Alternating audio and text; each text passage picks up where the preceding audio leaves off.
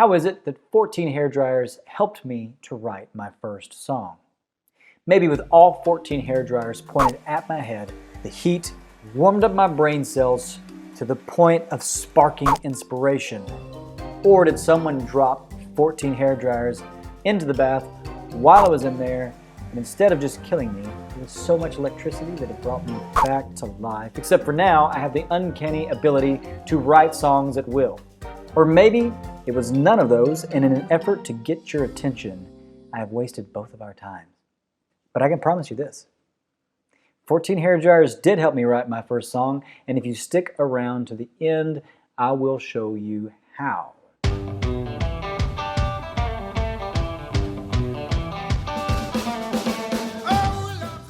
The year is 1994, and despite being a heartbreaker, yours truly is obsessed with the band Bush. Just ask my high school friends how annoying I was. I'd even grown out my hair long to emulate the lead singer of the band, Mr. Gavin Rossdale.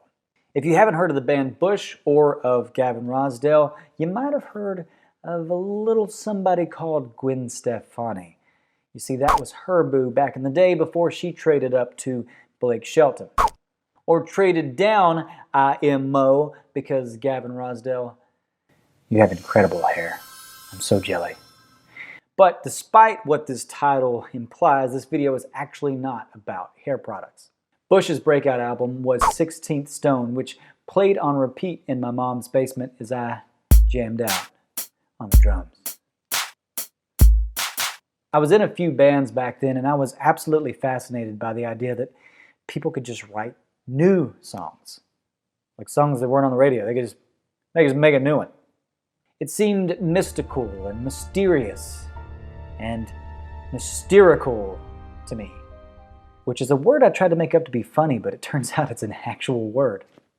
Then one night in which I was probably brooding over some unrequited teenage love, I came across this line in the song Swim.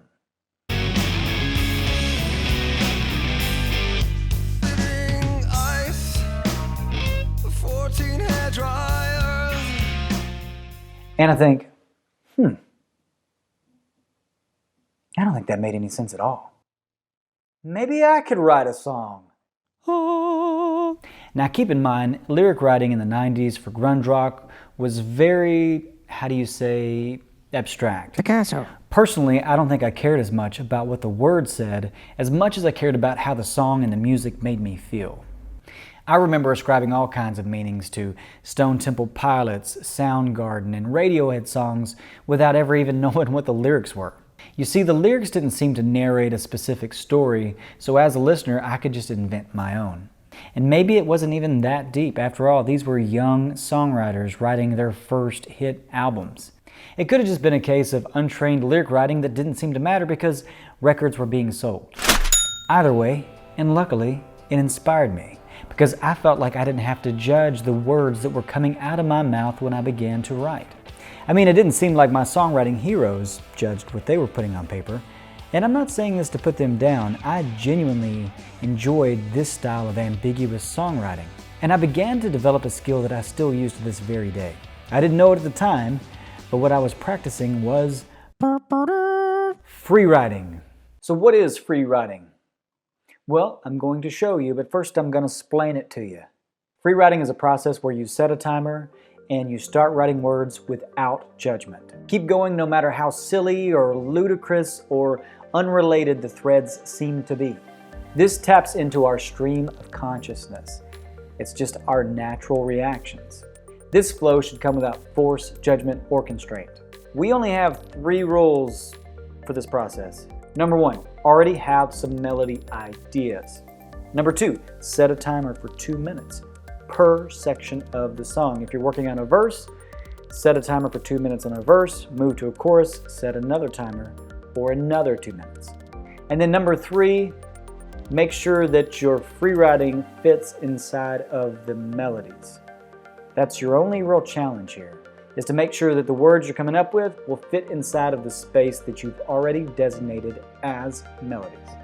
So with the melodies in mind, and with your timer set, just start writing the first things that come to your mind. Just make sure they fit inside the melody. And it doesn't matter if the words that come out have anything to do with what your original concept for the song was. So why a timer? Well, actually there's two reasons. Number one, you can be silly for 2 minutes, right?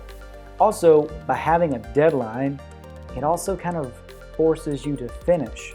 So not only does a timer help you relax, it also gives you some pressure. So it's important to have your music samples where you can hear them easily to get reminded of your melody ideas before you start writing.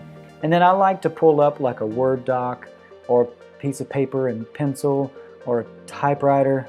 But the key here is just to be able to write fast. So whatever tool or device you need, just get it all set up and get ready to write. Okay, so cool. Now that you understand that, or to help you understand this a little bit better, let's put it into practice and show you how I use this with a song that I'm actually working on. And for fun, I chose a Bush song that I also like called Cold Contagious for inspiration when I was building my beat. I love the beat in the intro of this song. I don't know what it is about it. It just, it speaks to me.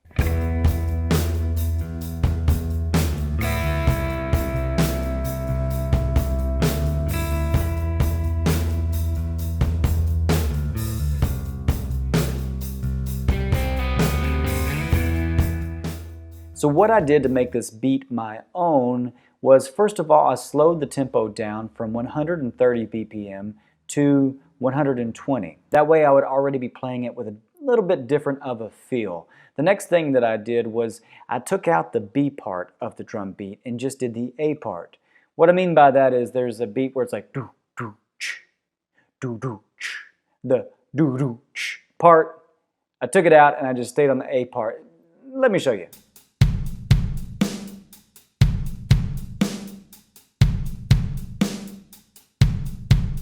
So then I took this beat and made it a loop, and listening to that beat over and over again, I began to come up with some melody ideas, not using words, but just using sounds. I do a whole lot of la-da-das, as you'll see. La-da, la-da-dee-da, la-da-da-dee-da, la-da, la-da-dee-da. Then using that melody, I was able to find the key and create some very simple chord progressions. And at this point, I'm not even concerned with whether or not my chords match the pitch of my melody. I'm just putting some musical elements in there to get a sense of the mood of the song before I start doing the free writing exercise. La la da dee da, la da da dee da, la da dee da, do da da dee do. By the way, everything that I'm showing you here is part of the 4-step songwriting blueprint. If this intrigues you, the way that I've went about constructing these melodies and doing the free writing exercise that you're about to see, then please click on the link below in the description. Go check it out. You'll like it, or not. And everything that you're about to see was filmed live in front of a studio audience, or at least was spontaneous on the camera. Do try this at home yourself. And we are going to begin.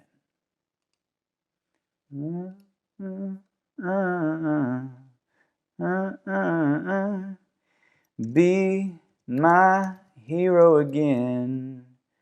Da, da, da, da, da. I'm 0 at least. Maybe it's even for the space, it's at 0 at least. Be my hero again. I'm at 0 at least. I don't know, I can think about that later. Save me from da da da, da da da, paradise. See, I don't know what that means. Just kind of fits in the melody. Save me from paradise. Do da da dee do. I'm low as it goes. So I don't know. I'll just keep coming up with stuff while we got a minute. La da da da da da. I'm in trouble again. Da da da da da. I'm da da da.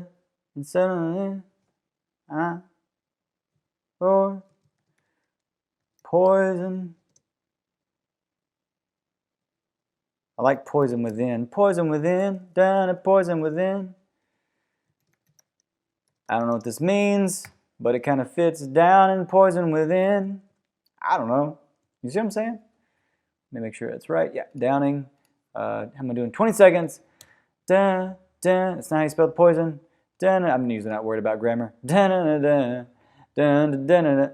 I'm in trouble again. Down and poison within. I'm gonna go back to save me from this device. Kind of rhymes with paradise.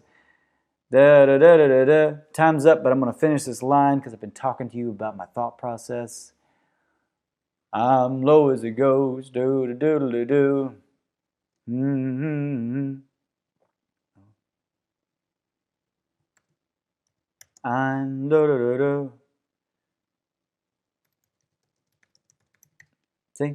I don't know what that means. And I might not use that, but now you've seen how I don't judge what's coming out of my mind when I'm putting it onto the paper like this. Let's just review what's happened here. I came up with be my hero again. I'm at 0 at least. That could be usable. Save me from paradise. I'm low as it goes. It's kind of interesting that I said save me from paradise. Maybe there's something cool with the contrast there that's not normally something you want to be saved from. And then you hear that I'm as low as it goes. I don't know what that means. It just kind of fit. I would probably work on polishing that a little bit. I'm in trouble again, drown in poison within, down in poison within. There's probably a way to make that second phrase sound a little bit better. But I like the sentiment. I'm pretty cool with that. Save me from the device. That's kind of cool. I don't think I would ever have thoughtfully came up with that line. You know, just being pressured to do it, my brain's like, wow, device, paradise. I don't know. It's kind of a cool line. I'm open to close. I don't know what that means. I might not use that line, but that's how you do it. That's how you do it. Just don't judge it. Just let it happen. So there you have it. There's some pretty usable lines in there that I can begin to shape into a real life song. If you feel stuck with your lyric writing, give this a try. So what is free writing? Don't worry, baby bird. I'm going to feed you. First, I'm going That's dumb.